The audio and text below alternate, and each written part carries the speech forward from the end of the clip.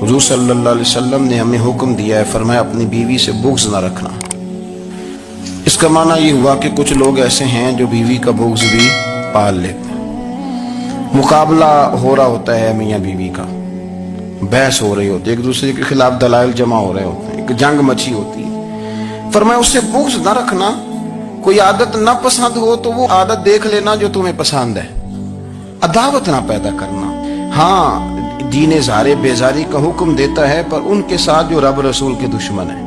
मैं अक्सर कहता हूं कि मियाँ बीवी का जो रिश्ता होता है ना, इसको अल्लाह पाक ने ना कुरान पाक में अपनी निशानियों में से एक निशानी करार दिया। इन दोनों की वजह से घर चलना है, बच्चों की परवरिश होनी है, निज़ाम जिंदगी। आप घर सुकून के लिए जाते हैं, इत्मीनान के लिए। आप अपने घर के अंदर जैसे भी हो, आप कहते हैं यहाँ मुझे कोई परेशानी, ये मेरा अपना बेड है, अपना बिस्तर है। लेकिन अगर उसी रिश्ते में जब आप बीज बोएं तो सबसे पहले दौलत का बोएं। अगर लड़के वाले ये लालच करते हैं ना, लड़की क्या लेके आएगी, तो लड़की वालों का भी लालच होता है कि लड़का कमाता क्या है। उनको भी पता होता है कि कितने पैसे लाता है, क्या कमाई है, कितना को झाड़ू फेर लेता है। आपने जब बुनियाद ये रखी, मुझे दयानतदारी से बताना कि पूरा नेक हो, पूरा शरीफ हो, पूरा परहेजगार हो, लेकिन दौलत सही ना कमाता हो तो रिश्ता आसानी से हो जाता है। वो बस सारा कुछ ठीक है, चलो कमाई थोड़ी सी कम है, वो मुश्किल से गुजारा होगा। वो कहते हैं नहीं जी नहीं, भूखे तो नहीं ना मरना। क्यों? हमने उसके अंदर जब दौलत को शामिल कर लिया, आ गई दौलत, तब जिस रिश्ते की बुनियाद ही दौलत पे होगी, वहां आप वफा तलाश करेंगे, वहां आप खुलूस तलाश करेंगे, वहां हम लिल्लाहियत तलाश करेंगे। अल्लाह करे हो जाए, लेकिन वो हमारे माइंड सेट में ये बात होती है कि ये जो मामला है ये गड़बड़ है। अगर रज़ाए इलाही मकसूद हो, अगर अल्लाह की रिजा मकसूद हो। हजरत फातिमा बिनते कैस एक सहाबियां थी, उन्हें तलाक हो गई, उनके लिए दो रिश्ते आए। एक हजरत अब्दुर्रहमान इब्न औफ का मालदार तरीन आदमी थे, और एक हुजूर के गुलाम थे, वो बड़े गरीब थे, मिस्कीन थे। उनके वालिदैन की ख्वाहिश थी कि अब्दुर्रहमान इब्न औफ से शादी हो जाए, वो भी तो बड़े नेक हैं, पारसा हैं, अशरा मुबशरा हैं। हजरत फातिमा बिनते कैस ने किसी बंदे की ड्यूटी लगाई, कहने लगी पता करो नबी पाक की रजा क्या है, हुजूर की रजा किधर है। तो पता चला हुजूर की ख्वाहिश गरीब की तरफ है। तो वो खातून अपने माँ बाप को कहने लगी मेरा ना उस गरीब से रिश्ता करा दो। उन्होंने कहा पुत्र, बेटियों के बारे में माँ बाप बड़े एहसास होते हैं, हम चाहते हैं कि अब्दुर्रहमान इब्न औफ मालदार है तो वो भी तो नेक है ना, हुजूर ने दुनिया में जन्नत की बिशारत दी और उनका बड़ा एजाज है, हुजूर ने उनके पीछे नमाज पढ़ी, बड़ा मर्तबा बड़ा मकाम वाला सहाबी है, वो तो गरीब आदमी है, और फिर हुजूर ने हुक्म तो नहीं ना दिया, ख्वाहिश का इजहार किया है। उस बीबी के जुमले बड़े शानदार है, कहने लगी आप मुझे अल्लाह की रिजा के लिए ना मेरे नबी के हवाले कर दें, मुझे उम्मीद है अल्लाह रसूल मुझे कभी जाया नहीं फरमाएंगे, मुझे हवाले करें रसूल कायनात। छोड़े को जरूरी है दुनियादारी हर तरफ देखना, कहीं कोई काम ऐसा भी तो हो ना जो मोहब्बत के जोर पे हो। बाकी फरोगे मोहब्बत में अपना किरदार अदा करो। देखे ना हुजूर सल्लल्लाहु अलैहि वसल्लम ने फरमाया जिसने मोहब्बत के साथ माँ बाप का चेहरा देखा, अल्लाह उसे कामिल हज का सवाब अता करेगा। लेकिन हदीस में जो हुजूर ने शर्त लगाई, उस शर्त का ख्याल रखना है। किस तरह चेहरा देखना है? फरमाया माँ बाप का चेहरा देखो। किस तरह? अच्छा, ये हदीस बताती है कि कुछ लोग ऐसे हैं जो चेहरा देखते हैं पर मोहब्बत से नहीं देखते। अब्बा जी की कुछ बातें कड़वी भी लगती हैं ना, तो कई दफा कुछ बच्चे चेहरा देखते हैं पर मोहब्बत से नहीं देखते। तो हुजूर ने फरमाया तू मोहब्बत से चेहरा देख, तेरे रसूल का वादा है रब मकबूल हज का सवाब देगा। सहाबी अर्ज करने लगे या रसूल अल्लाह सल्लल्लाहु अलैहि वसल्लम, अगर मैं 2 दफा देखूं? तो हुजूर ने फरमाया 2 हज का सवाब। उसने कहा हुजूर मैं दिन में 3 दफा देखूं? तो फरमाया 3 हज का सवाब। उसने चौथी बार की बात की तो हजरत अबू हुरैरा फरमाते हैं हुजूर ने फरमाया तू जो पूछता रहेगा और मैं बताता रहूंगा तो बात खत्म ना करें। हुजूर हुक्म करें, फरमाया तू 100 दफा देख, अल्लाह 100 हज का सवाब अता करे। बात को खत्म करते हैं। तू जितनी दफा देख, अल्लाह तुझे उतने हज का। शर्त यह है कि जरा प्यार से देख। जरा मोहब्बत से देख। नफ्सियात का डॉक्टर बूढ़ों को नींद की दवाई क्यों देता है? वो इसलिए देता है कि उनके बच्चे उन्हें वक्त नहीं दे। बच्चे को बहलाया जा सकता है, बूढ़े को बहलाया नहीं जा सकता। इसलिए कि जो बूढ़ा होता है ना, उसके पीछे पूरी एक दास्तान जिंदगी होती है, तारीख होती है। वो कभी किसी चीज का मालिक रहा है, सरबराह रहा है। ओल्ड हाउस पाकिस्तान में तेजी से इसलिए बन रहे हैं कि बच्चों की जो खास उल्फत थी ना मां बाप से, वो रही नहीं। वरना अगर एक वालिद 6 बच्चों का ख्याल रख सकता था तो 6 बच्चे मिलकर एक बाप को भी तो संभाल सकते थे ना, मां का भी ख्याल कर सकते थे ना।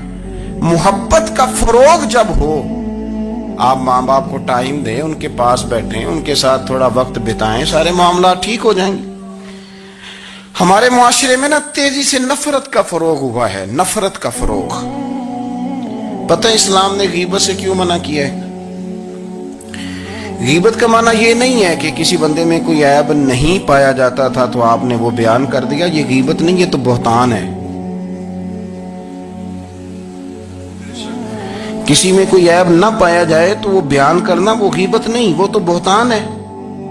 गीबत की तफसील ये है, तशरीह ये है, गीबत की तारीफ ये है कि किसी में कोई ऐब पाया जाता था, आपने वो उसकी गैर मौजूदगी में डिस्कस किया तो इसका नाम गीबत है। वो ऐब था, आप सच ही बोल रहे थे, आप ठीक कह रहे थे, ऐब वाकई था।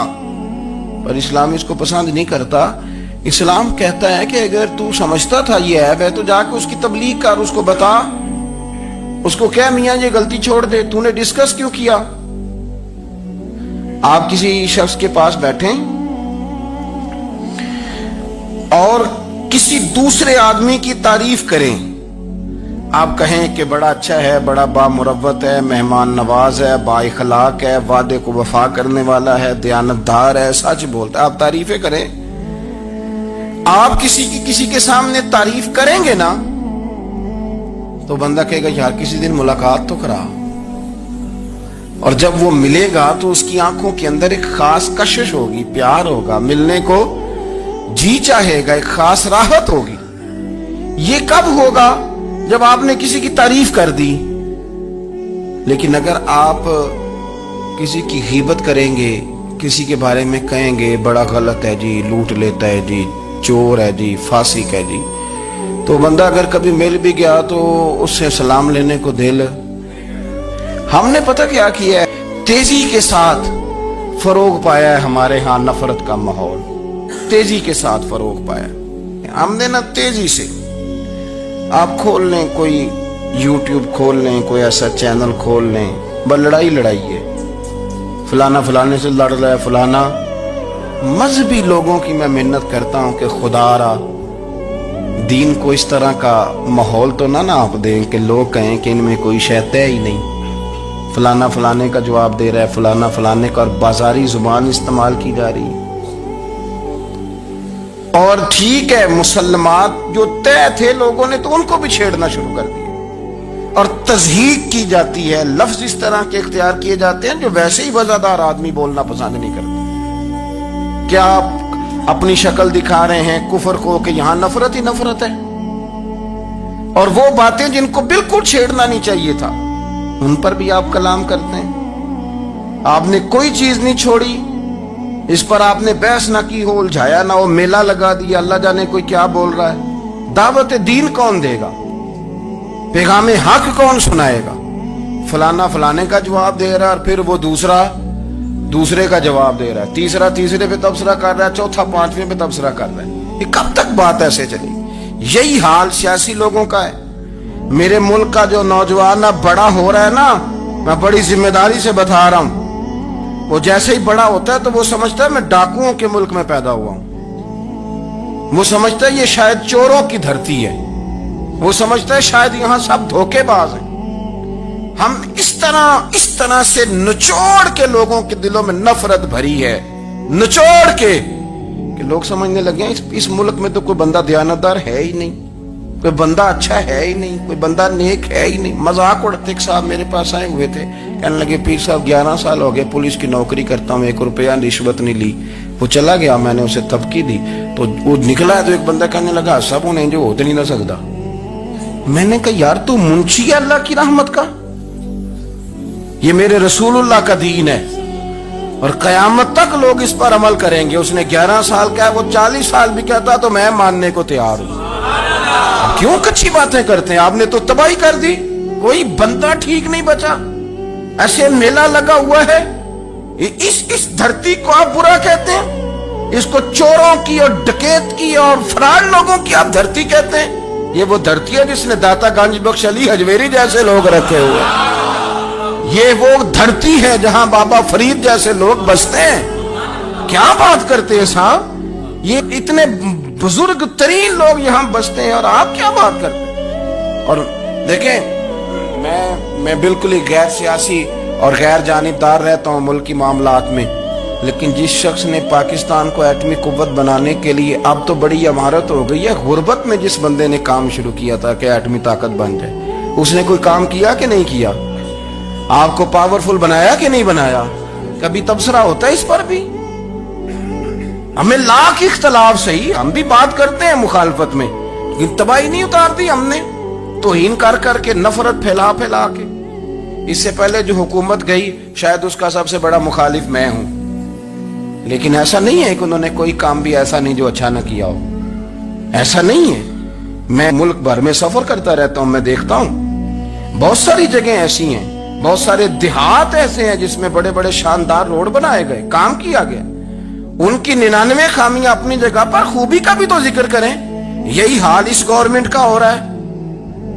لاٹھ لے کے لوگ ہیں, یہ بھی گندا وہ بھی گندا. آپ کس طرح کی بات کر رہے ہیں؟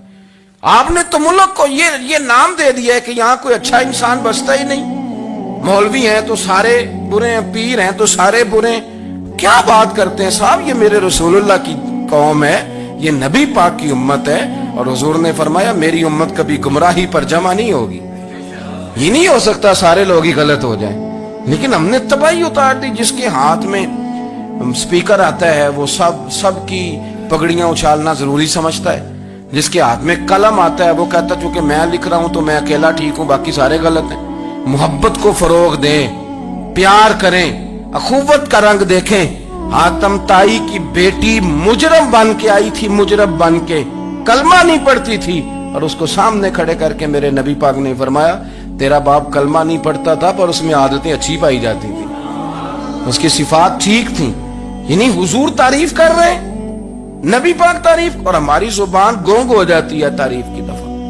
ہم تو جو میری بات مان گیا وہ بندہ ٹھیک ہے, اور جس نے میری بات نہیں مانی وہ بندہ درست, یہ گونگ ہو جاتا ہے ہمارا مزاج.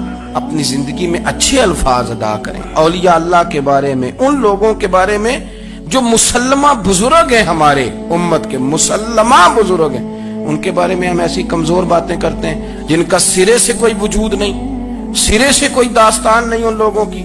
تو یاد رکھیں میرے عزیز, میرے رسول کریم صلی اللہ تعالی علیہ وآلہ وسلم نے جو ہمیں دین دیا وہ محبت والا دین ہے, وہ پیار والا دین ہے, وہ اخوت والا دین ہے. اس میں پیار کریں گے, پیار آگے لے کے جائیں گے, پیار کو فروغ دیں گے. سنیں حدیث میرے نبی پاک علیہ السلام نے فرمایا قیامت کے دن رب کریم فرمائے گا کہاں ہیں وہ لوگ. منادی اعلان کرے گا میدان محشر میں, کوئی آدمی اعلان کر وہ کہاں ہیں لوگ, اور تو کس کو ڈھونڈ رہا ہے؟ فرمایا مجھے رب نے بھیجا ہے کہ وہ بندے ڈھونڈ کے لاؤ جو دنیا میں میری رضا کے لیے ایک دوسرے سے محبت